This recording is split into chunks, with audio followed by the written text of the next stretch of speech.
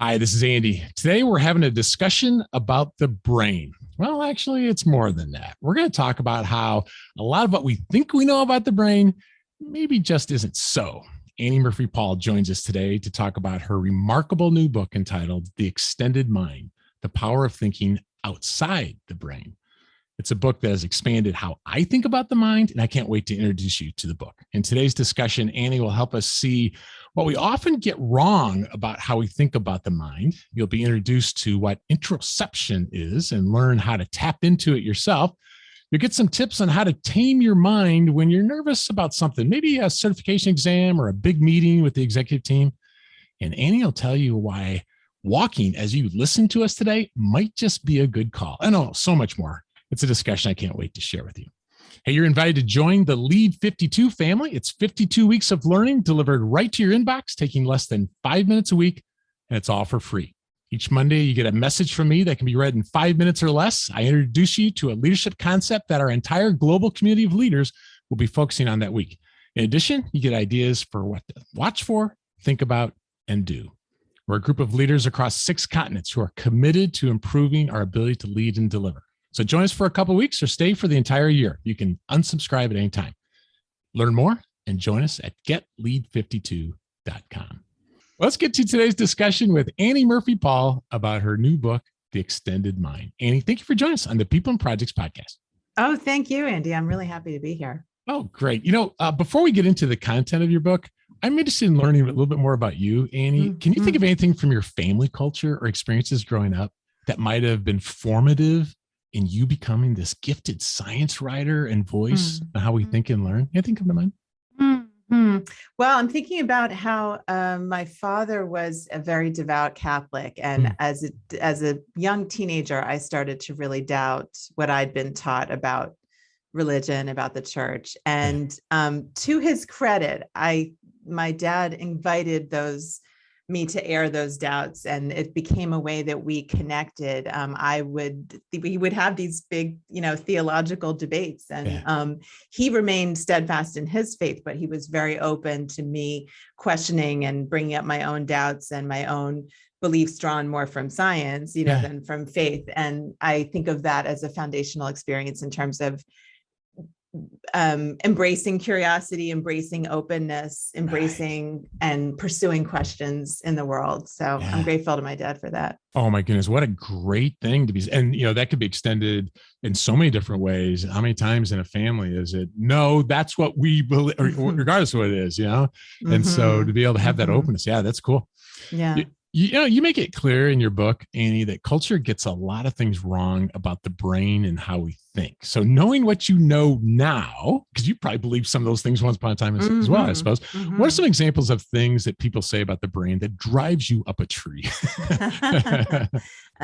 Well, something that I can't help noticing now, because it's everywhere and it happens all the time, is how often we implicitly or explicitly compare the brain to a computer. We think of the brain as an information processing machine that we feed information into and we get output, out from, and the brain is not very much like a computer at all. And so that metaphor, which, as I say, is really deeply embedded in the culture and shapes the way we treat the brain and we treat ourselves when we're doing thinking and cognitive work, is really misleading. It's really constraining. It's really inaccurate. And so I like to tell people that we're much more like animals than we are like machines, meaning that we have bodies, we're located in a physical place, we are embedded in a web of relationships, and all of those things deeply affect how well we're able to think. And so when we want to do that challenging mental work,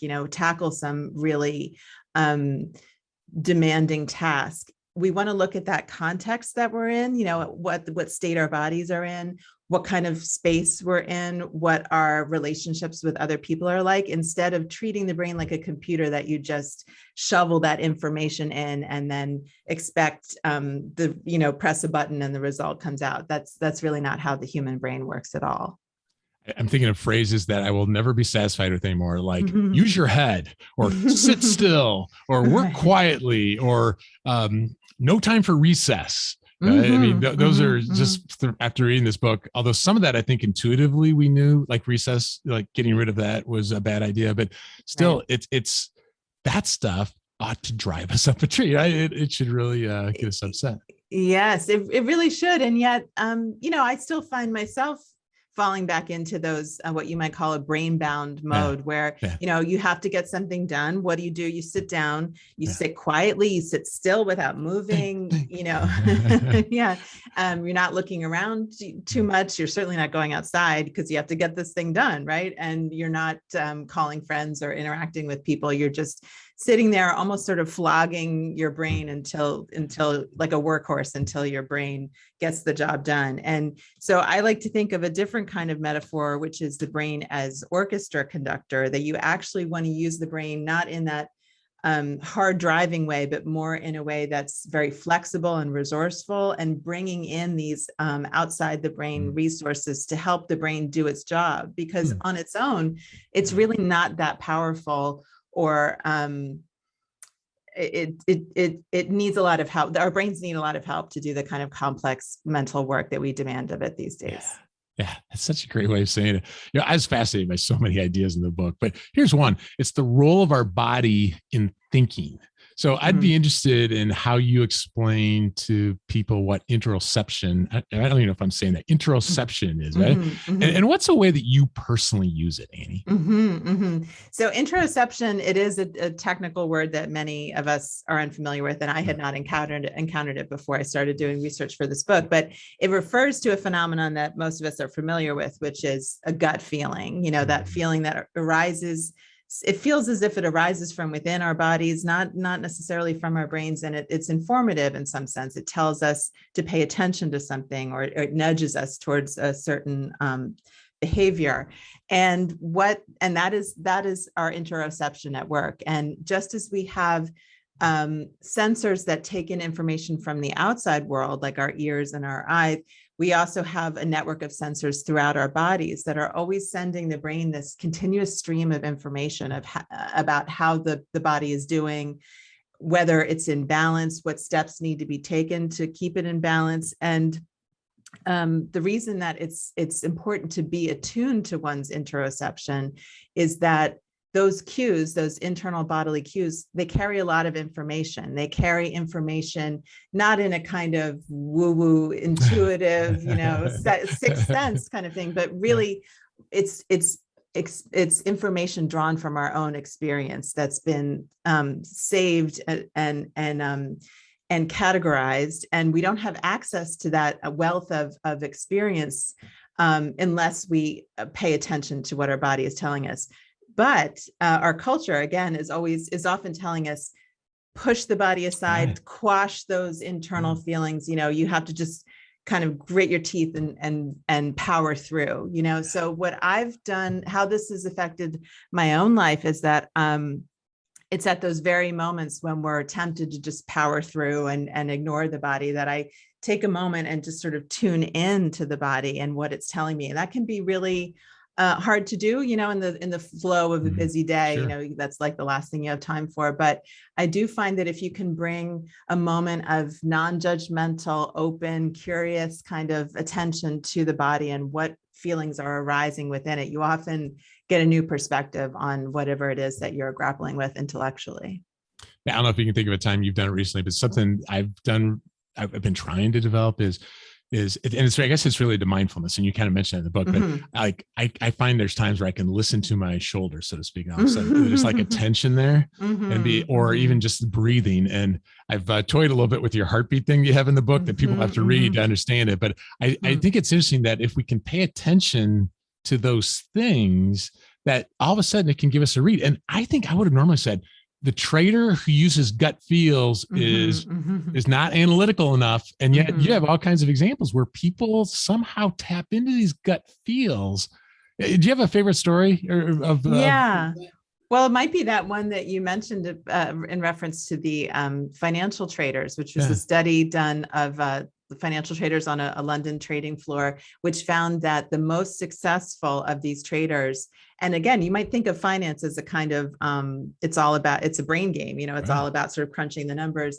But in fact, it was those traders who were most attuned to their internal signals, as measured by how accurate they were at identifying when their hearts were beating. It's called the heartbeat detection test. They were the most successful in terms of the profits they generated, and they sort of hung on the longest in this notoriously volatile profession. So just the idea that what would distinguish or elevate a group of financial traders would not be how smart they are in that conventional sense, but rather how attuned they were to their bodies. Like, I thought that was just really cool. Totally. And I think it's in a section also where you talk about if you can learn to label, right? And then you can be like, all right, so I made a bad call off my gut feel. What was I feeling at that time? Right. And then I can learn from that to stop making decisions based on that. Do I have that roughly right? Yes, because it's not the case that our internal sensations, our interoception, are always going to steer us right. They're a source of information, just like our intellectual cerebrations are a source of information. So I suggest keeping an interoceptive diary where you, or journal where you are writing down how you feel when you make a decision, what you're feeling internally, and then you can compare that against how that decision turns out. So you can sort of track how well your interoception is guiding you, and that gives you more information about when and where you should trust it. Yeah, that's good. So let's say someone listening to us, they're feeling, and maybe they don't know how to put words to it, but I'm feeling nervous. And maybe after reading your book, they might be able to give even more words, like I'm feeling it in my gut or in my shoulders, like I said. But maybe it's an upcoming certification exam that a lot of project managers take, or maybe it's a big presentation with senior leaders. But can you think of something from your book or research that could help them during the prep to kind of just help settle down is not the right word, but to help in that prep and maybe during the test taking experience that could help them? Yeah. It's so interesting that I learned in the course of researching this book is that we experience our emotions as if they just sweep over us, as they are. Oh, I'm so nervous. I'm so scared. I'm so anxious. But in fact, we are constructing those emotions out of the raw materials of our bodily sensations. So it's really what down at the bottom of an emotion are those bodily feelings, like my heart is racing, my palms are sweaty, I have butterflies in my stomach. But if you notice, those three bodily sensations I just mentioned, those are symptoms or signs of anxiety, but they're also signs of excitement. It's actually an identical physiological condition. And so it's how you would feel waiting in line for the roller coaster, just like it's how you might feel before taking a test. But the emotional states are very different. So when you get in on the ground floor of constructing an emotion by paying attention to those bodily signals, you can actually affect what emotion is constructed. So there's this very interesting research by a Harvard Business School professor, Alison Wood Brooks, who suggests that if you're feeling anxious and before a test, for example, the worst thing you can do is say to yourself, calm down, because that's just going, again, that's pushing your bodily sensations aside as if they don't matter, but they are still there and they are still affecting the way you feel.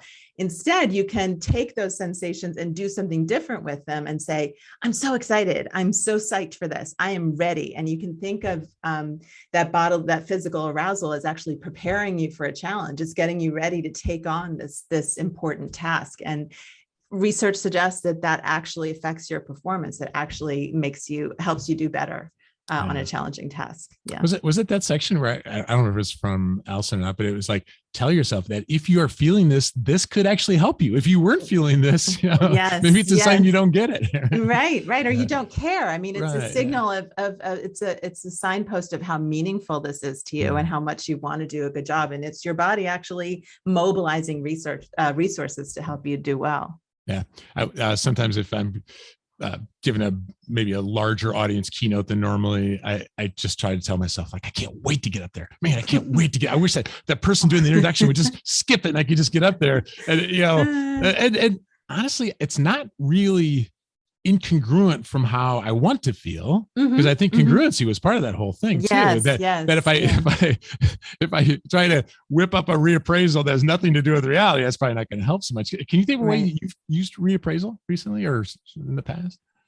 Let me think about that. I mean, I have not given many speeches lately because of COVID. Before your TED Talk? Been before my TED. That was that was before I did this research. I probably could have used that that information. But it's certainly something that I share with my kids because they experience that kind of apprehension either before a test or they're very athletic before like a big game or something, and that it's just, I think it's so interesting that the body doesn't lie and it doesn't take well to being lied to. So when we're telling ourselves, calm down, like this is not a big deal, or don't get so worked up, the body doesn't really go over well. And instead it's better to honor and respect what you're actually feeling, but kind of work with it in a way that's adaptive rather than impairing your performance.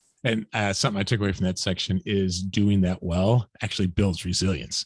And so it not only helps you through the moment, it's like stepping stones to resilience for the next time you hit it. Right? Yeah. It's forming almost a mind-body habit that you can continue to draw on. It's very cool. One of the consequences of the pandemic, at least for some people, was just less overall movement, less physical activity, and from a thinking and learning perspective, that's not good. So what are some reasons why movement is so important to learning and thinking, and I suppose memory maybe as well, but what's so why is it important? And also, can you think of a way that you try to employ movement yourself? Yeah. Well, I'd like to say that, thinking is a full body activity, which needs to be said because we think of thinking as happening from the neck up, and the best way to get it done is to sit there and work your brain until it's finished. But in fact, we as human beings evolved to be moving all the time. It actually consumes some of our mental bandwidth to inhibit that urge to move. And that's one reason why it doesn't make sense to be telling children and students to stay still and do your work, because actually some of that mental capacity that they could be applying to their work has to go into like inhibiting that urge to move around, which is so natural for kids to do.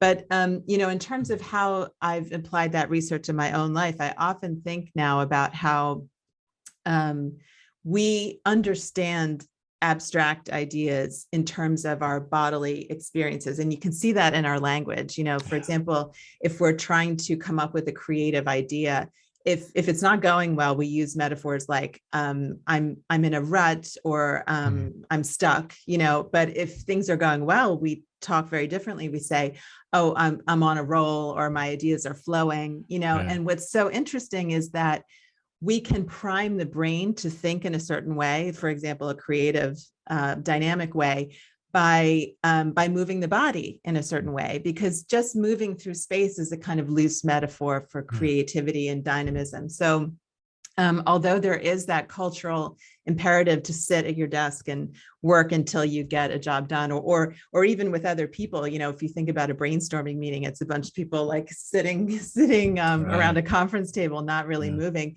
Get up and walk, or even I actually get a lot of great ideas when I'm on my bike. And Steve Jobs, the Apple computer founder, he used to say that a computer is like a bicycle for the mind. It allows the mind to go farther and faster. And I was thinking the other day, a bicycle is a good bicycle for the mind. I have these really, and I have these ideas when I'm on my bike, and I really think it's about the movement, the fresh air, the sort of visuals sort of, floating past me. That is a very different context from sitting still at a desk. Yeah.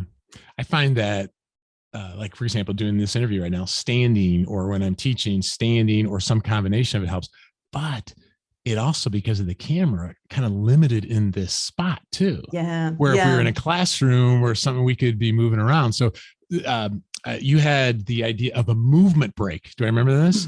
So a break is not just go to Instagram or LinkedIn or whatever. Get up and just move.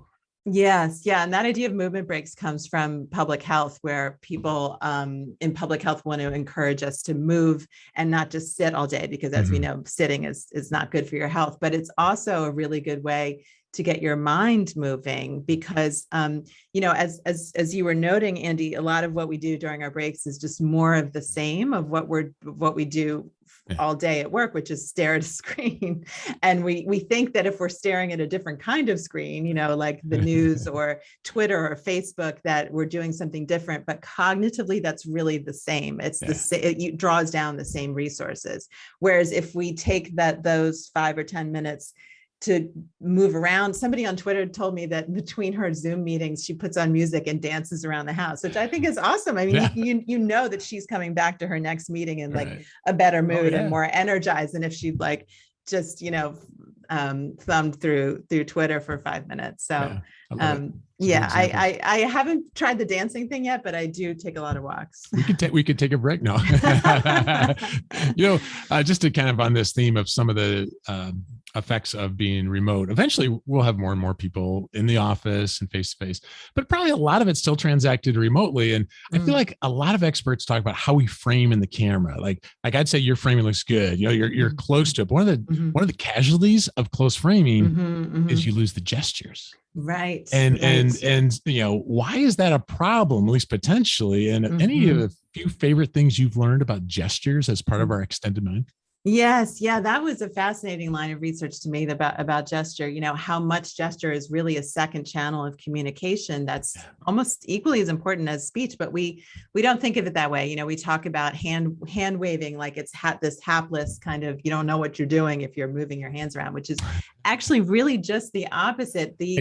Often our most advanced, our most cutting edge, our newest ideas show up first in our gestures before we're really able to find the words for, when we're sort of struggling to explain or conceptualize something. And there's something about that idea that we're often able to capture with the movements of our hands. And then by looking at our own gestures and feeling our own gestures, we actually kind of read off our own self-generated information, and that informs our verbal account of what we're trying to say. And so not only when we're up close as I am, although I am moving my hands around a lot. Your framing is good. And I do talk with my hands, but not only are we denying the other person that second channel of communication that they could be getting from us. Often when we're sitting at our desk looking at a screen, we're not really allowing ourselves to move very much and move our hands. And that can be an advantage to both stepping back a little, and also, as you were saying, standing, because we tend to use our hands more when we're standing than when we're sitting. Yeah. I think it's interesting. I recall a friend who just recently moved into a condo in downtown Chicago. They just mentioned, all right, so if you look out this window, just a little corner, if you're looking right and it's not cloudy that day, we can see a sliver of Lake Michigan. And they weren't bragging about their place. It's just that there's something about seeing a giant lake or experiencing nature that impacts us. And to them, that was like, I can see the lake. What's an example of something from your research about the role of natural spaces that maybe surprised you or maybe even inspired you? Yeah. Well, this reminds me of what we were saying earlier about there's actually really a scientific basis to intuition. It's our bodies telling us about alerting us to these patterns of experience that otherwise we don't have conscious access to. And I liked having that scientific explanation for what would otherwise might be seen as a kind of superstition, and I think there's something of that in the way we think about nature, because I think we all know that we feel good when we're in nature. We find it pleasant to be in nature. Maybe we get good ideas or have new kinds of thoughts when we're in nature, but it sounds a little like tree huggy, like, get out in nature and all will be well. But there is actually a scientific rationale for why that happens. And it's that, we humans evolved in the outdoors. This world we live in now, this life we live where we're indoors or in our cars 90% of the time, 90% plus, is a very recent kind of development. And so the kind of stimuli that we encounter when we go outside, the kind of information that is present in nature is very easy for our brains to process, where our brains are tuned to that kind of organic frequency. And so it's the case that things that the brain processes easily, it finds pleasant. There's a perceptual fluency is what scientists call it. It's like, it's easy to process, it's effortless, we find it pleasant, it's sort of diverting in a diffuse way, not in this very hard-edged, focused way that we have to pay attention when we're at work. So I noticed that when we, a lot of us think a lot about our attention because we grapple with problems of distraction and trying to focus, but we're always focused on the demand side of attention. We're thinking about, well, what's demanding my attention? Where do I direct my attention? We're not thinking about the supply side of attention. How do we refill the tank of our attention? How do we replenish and restore our attention? And it turns out that the best and easiest way to do that is just to spend some time outside. And that diffuse kind of diverting attention that is evoked by nature, that allows our mental capacity to restore and replenish itself. And then we can return to our desks and do that kind of hard-edged focus with a greater level of capacity. We don't live in Chicago, but I love visiting Chicago. But there is something about, this colors and the vibrancy and the shapes. And yet, people read the book, they can learn about fractals and learn about there's like this midpoint, or there's out in nature that the tones are just more blended. And do I remember there was something about within 20 to 60 seconds of being outside, like our heart rate slow, or not outside, although maybe it is outside, but in nature, blood pressure drops, even eye movements change, if I remember right. Yes. Yeah. We start to fixate longer at things. So it's almost like a drug, like it acts on our systems almost like a drug, but a very beneficial and side effect free drug that is almost always available to us, even just looking out a window. Researchers have studied what they call micro restorative breaks, where even if you just spend 40 seconds looking out the window, I have this beautiful oak tree that's right outside my window. And I often do find myself looking at it, how the wind is rustling the leaves. And it's a very different kind of attention than I'm paying to my computer. And it really is a mental break that I try to build into my day. I think of the stuff about hospitals and healing, if there's a tree outside the window. And my daughter just recently got married, and she's at a place, there's this gorgeous tree that she can't miss outside her window, great view of it. And it just made me smile, because I know that's more than just, it's not obstructing view. It actually is the view. And it will be something that will be building into her. And although there's the natural spaces, I was also kind of intrigued by the built spaces thing. And so here's my question for you. Where did you write this book, and how did those places impact how you wrote? Really interesting. Well, I can tell you this, I never could have written this book if I had to write it in the kind of open office that lots of people have to work in and may be returning to fairly soon, because as I go into detail in the book, those places are really, really difficult places for the human brain to focus and to screen out distraction. We're actually designed to be distractible, because a distraction could indicate a reward or a threat, and we had to pay attention to those things. And so we're repeatedly wrenched out of the kind of really focused immersion that we need to do difficult cognitive work. So fortunately, I've always worked from home, and it's, as long as my kids are off at school, it's very quiet, very, very few distractions. And that is, that's a key part of how I was able to write this book, or how the place where I wrote this book supported the work. But it's also the case that I work at home in a place that I feel very comfortable, that is full of, cues of identity and belonging, which is another thing I talk about in the book, that everywhere I look around me at home, in my home office, there are reminders of what my role is in that place at that time, which is being a writer, being a thinker, and also reminders that I'm part of a larger group of writers, a larger community of writers, and I feel supported by that, by what I see around me also. I think it was Dr. Robert Cialdini, when I had him on about influence, where he said he wrote his book sometimes on a college campus where there were like pillars and, Oh, interesting. Huh. grandeur. But sometimes at a coffee shop, and he goes, I wrote better when I was around grandeur or something. I don't remember the exact words he used, but Interesting. I think that would be somewhat aligned with what you said about how spaces do impact us, what we see and how we're around. And I think if somebody reads the book and they like playing background music while they work, they might want to think different. Like there were some things that really made me think differently about some of the things that might be stealing cognitive energy than I realize. Yes. Yeah. People have really pushed back on the, I recommend in the book that you don't listen to music with lyrics, especially music that you like, because that's even more distracting than music that you dislike.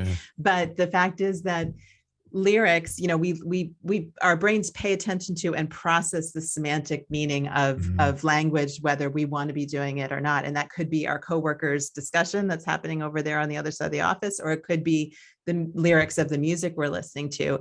And again, that's just exactly the same kind of cognitive work that we're trying to, a cognitive activity that we need to apply to our work. So, and we have a limited amount of that bandwidth. And if some of it's being used to process, distractions in our environment, that's less brain that we have for the work that we need to do. Yeah. I think it's challenging. I felt some pushback there, but creative abrasion is good. And here's something I feel like more than ever, it's clear that I feel like we're talking about psychological safety, how this is important for teams and classrooms. And I could be wrong about this, Annie, but it feels like perhaps more than any time in my life, people are afraid to speak up. They're afraid they might offend someone if my thinking is contrary from what other people are thinking. Yet you make it clear that the social aspect of learning and thinking is so critical. This creative abrasion, in this case, not music, it's just with people that there was the Pixar arguing, not just slight. I mean, they get vigorous respectfully, and that can lead to better outcomes. But it feels like there's more pressure not to do that. So I'm interested in your take on that observation. And how do you personally try to navigate this? Oh, that's so interesting. Yeah. I mean, this is another way in which the human brain is so different from a computer. We're exquisitely social creatures, and we're so attuned to our social environment. And I think that's what makes people's anxieties about speaking up or about saying the wrong things so acute, because we really care what other people think, and we really care about whether we're accepted by our group or not. And yet it is the case, as I detail in the book, that having really vigorous, open-minded, constructive, I'm not talking arguments. And I'm not talking about, really, contentious or volatile kinds of arguments, but arguments in which both sides are trying to get at the truth, but are open to the fact that there might be different ways of getting there. And they're both advancing their own case as vigorously as they can, but they're also remaining open to the fact that they may be wrong and that the other person may have a point as well. And so that's just one of several ways that we could be leveraging our social natures as human beings in the service of learning and working. And yet I think one reason we don't do that is we think of social life as separate from intellectual life. We think of social life as the happy hour that you have after you leave the office, or the lunchtime break or whatever, where you're chatting with your coworkers. But really, we're social all the time, and our social natures they're the source of such power that we should really be drawing on and harnessing that power to do our work. Yeah.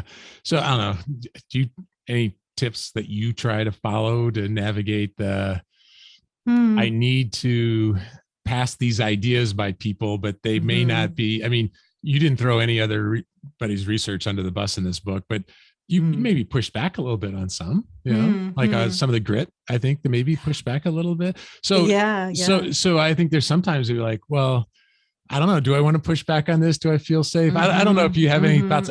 So let me tell you where I feel like I'm going with this one myself is it's who we surround ourselves with. And if we only surround ourselves with people who are going to think like us, this is not going to work. Well, it'll have some social benefit, but maybe we don't learn as much. So I don't know if you have any thoughts on that. Well, I think, being surprised and being open to hearing something that isn't what you thought before, like, to me, that's an incredibly pleasant experience. I mean, of course, sometimes it's not fun to be surprised, Yeah. but in general, and maybe this is part of why I became a journalist. I love learning new things, and I love having my prior conceptions sort of like, turned on their head. So if we could bring some of that openness and sort of willingness to be surprised and not to think that we already know everything, I think that might be an improvement to our current climate. I think that's right. I think my single biggest thing right now I'm trying to do, Annie, is not be easily offended.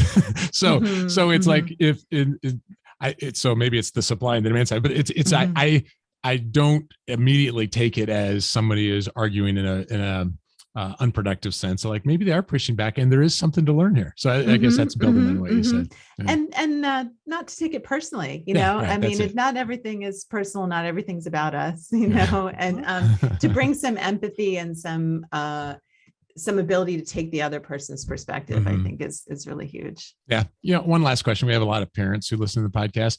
Can you think of anything that you have done to try to pour into your kids, to try to help them kind of learn some of this? Anything come to mind? Yeah.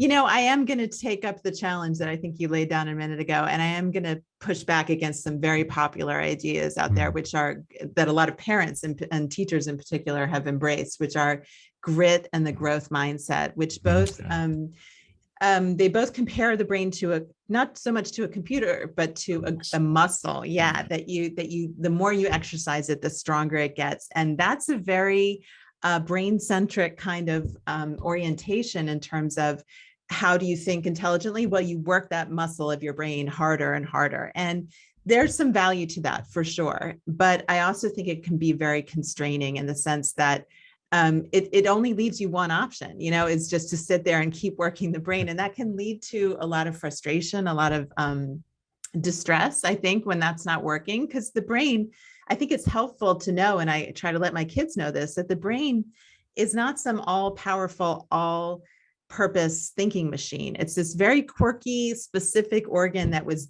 not designed, but that evolved to meet some very specific challenges of survival. It wasn't ever designed to do the things we ask of it these days. So as I was saying earlier, it needs a lot of help.